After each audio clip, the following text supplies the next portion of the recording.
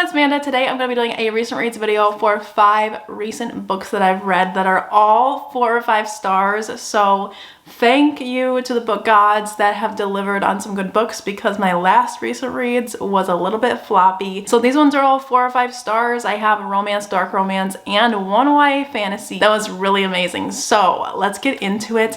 Be sure to hit the like and subscribe button down below to support my channel. So the first book I want to talk about is my favorite one that I've read in January so far, and also I think it might be on my 2022 top list. I literally am not kidding. And that book is Scarred by Emily McIntyre. So this one I have talked about a lot recently on my channel. It was on my most anticipated of 2022 list, and for good reason, because this was a 5-star read. It is the second book in the Never After series, which follows Disney characters, like villains, that end up getting the girl. So the first one was Hooked, and it followed Captain Hook and Wendy. And this one follows Scar from Lion King. His name's Tristan, and he's my favorite character yet in the whole series. Favorite villain. Oh my god, I loved him so much. And then we have Sarah, who's our heroine, and she's set to marry his brother. So his brother is Michael Mufasa, you know, like, it's so good. It has so many little things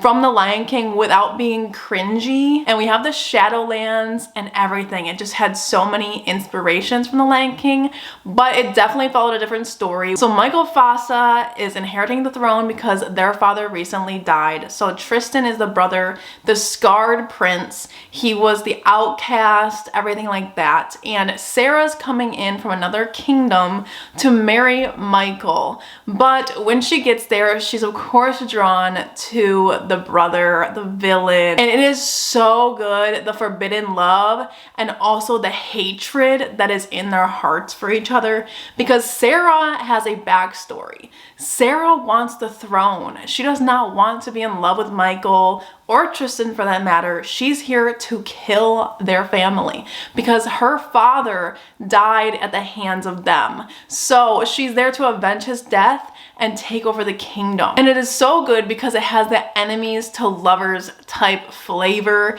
but with that Disney spin, and I just love it so much. I'm a Disney fan, so obviously I'm gonna love all of these. It had such good steam and the forbidden love aspect because obviously she's supposed to be with the brother. There was such good politics.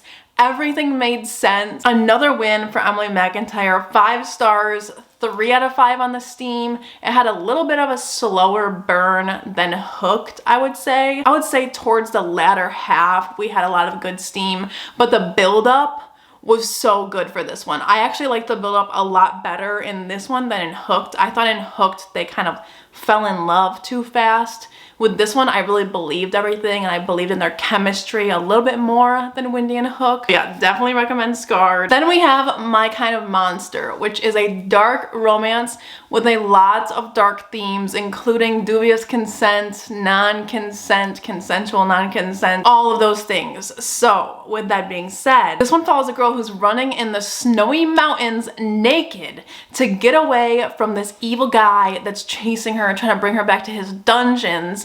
And then while she's doing that, this other guy, our main character, he ends up capturing her. So basically she went from one captor to another captor, but it's better than the other one that was chasing her. So this guy though, he has a little bit of a soft spot. He's definitely a little scary. He's definitely dark and has a twisted mind. However, he definitely wants to protect her from the man who she's running from. I rated this one 4 stars. I didn't absolutely love the writing style in this, but it was a really fun story with some suspense because of the man that they're running from. And these are 2 characters that are a little fucked up. There's one scene that's super high intensity. If you like the hurt comfort trope, this has a little bit of a spin on it because our guy Nicholas, he does kind of treat her wounds and stuff that were inflicted by this other man, but while also wanting to hurt her. But if you do like that, it's going to be a win for you because they always play this game where she runs away and he captures her. It's super hot if you're into it. So I definitely recommend if you're into that. Also, there's blood play.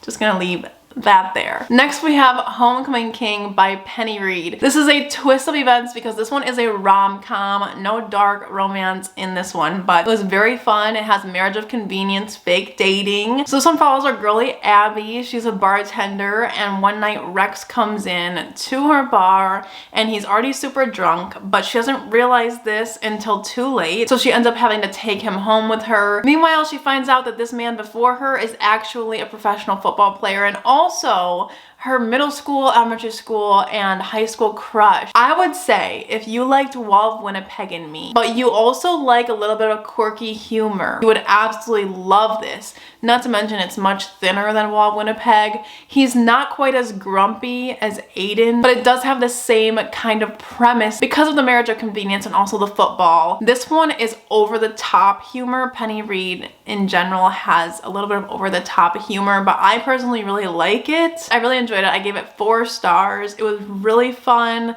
had some steamy moments, and if you like the fake dating trope, definitely give this one a try. I haven't heard a lot of people talking about it. Next we have Reverse Harem Monster Romance. Oh my god, was this the steamiest book that I've ever read? I think it might be. I was like, what is happening? Am I attracted to invisible men? It's like a monster smash, if you will. The monster smash. You in a monster smash. So this one is a reverse harem monster romance, and you might be a little like, what the fuck is that? And I was on the same page. I was like, what is happening?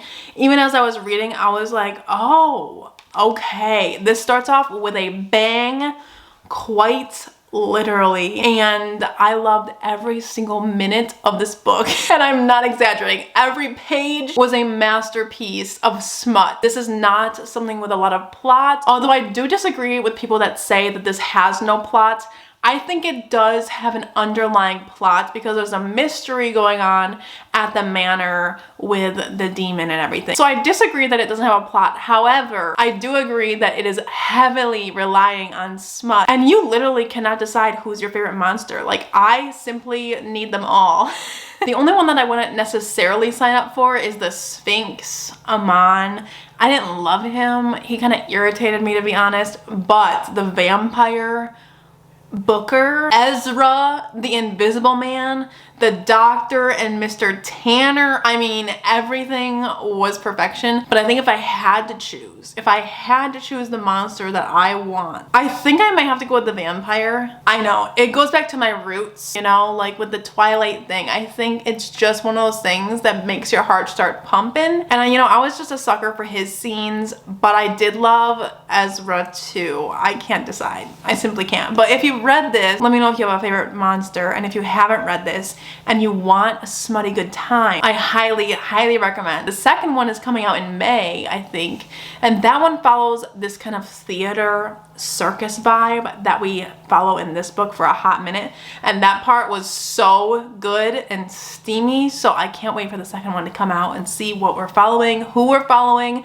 what kind of monsters there'll be. I'm very excited. 4 out of 5 stars, 5 out of 5 steam. Next, I did end up reading a YA fantasy, Skin of the Sea. This one is a Black Little Mermaid retelling, but it's also heavily based on West African mythology, which is talked about in the author's note in the back, which I found so interesting.